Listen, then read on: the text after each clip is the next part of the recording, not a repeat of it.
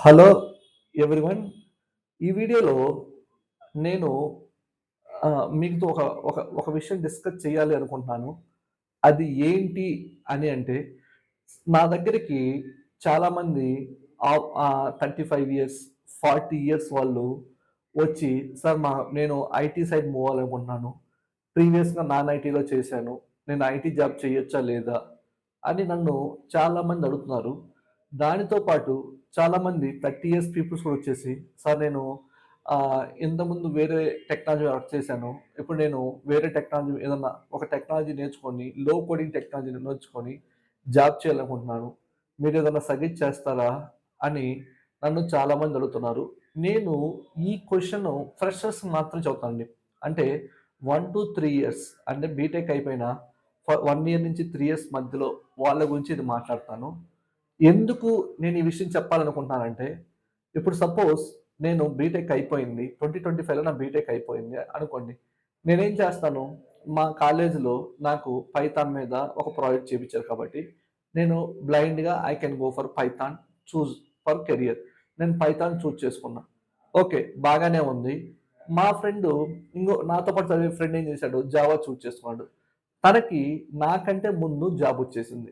నేనేం చేశాను, అప్పటికి పైథాన్ మీద 4, 5 మంత్స్ టైమ్ స్పెండ్ చేసుంటా.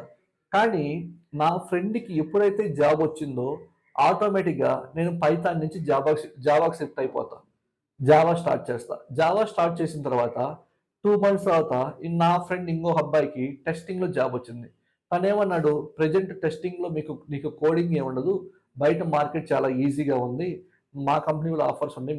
నువ్వు టెస్టింగ్ నేర్చుకుంటే నేను మిమ్మల్ని రిఫర్ చేస్తా" అని వాళ్ళు మనతో చెబుతారు. మనమేం చేస్తాము, మళ్ళీ జావా నుంచి టెస్టింగ్ మూవ్ అవుతాం. టెస్టింగ్ మూవ్ అయిన తర్వాత అక్కడ మనం నెల, 2 నెలలు చేసుకొని టెస్టింగ్ కంప్లీట్ చేస్తాము. మీ కంపెనీలో ఓపెనింగ్స్ ఉన్నాయి మా ఫ్రెండ్ అడిగితే, ప్రెజెంట్ ఓపెనింగ్స్ లేవు. ఒకవేళ వచ్చాక చెబుతానని చెబుతాడు. అప్పుడు ఆటోమేటిక్‌గా ఏమవుతుంది, మనం ఆల్మోస్ట్ 3 టెక్నాలజీస్ మీద మనం టైమ్ స్పెండ్ చేసుంటాం. ఆల్మోస్ట్ 1 ½ ఇయర్, 2 ఇయర్స్ స్పెండ్ చేసుంటాం. మనకి జాబ్ రాదు. ఎందుకు అనంటే, మీరు మీ ఫ్రెండ్‌కి జాబ్ వచ్చిందా? వాడు జాబ్ చేస్తున్నాడా? అనేది మాత్రం మీరు ఆలోచించొద్దు. నువ్వు ఏం నేర్చుకుంటున్నావు? నేను నేర్చుకున్నది ఫ్యూచర్‌లో బాగుంటుందా? లేదా? అనేది మీరు before joining the course join అయ్యే ముందు డిసైడ్ అయ్యి తర్వాత కోర్స్ జాయిన్. కొన్నిసార్లు మీరు నేర్చుకున్న కోర్స్ లేట్ అవ్వచ్చు.